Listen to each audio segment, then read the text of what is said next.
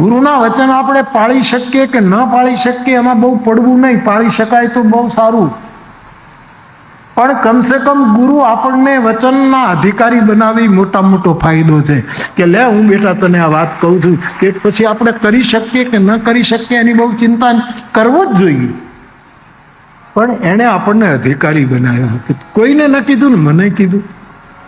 આ મોટા મોટી ફલસફી આખી દુનિયા હતી, પછી આપણે એને પાળી શકીએ એની બહુ ચિંતા. પાળવું જોઈએ એમને હું ના ન પાડું, પણ ન પડાય તો પણ મોટામાં મોટો ઉત્સવ કે 1000 શિષ્યોમાં મારા ગુરુએ બોલાવી આ વચનનો મને એકને અધિકારી બનાવ્યું, એ મોટામાં મોટો ઉત્સવ છે સાહેબ. ગંગા સતી 8 ટોનમાં બોલ્યા છે, એટલા માટે ગંગા સતીનું વચન.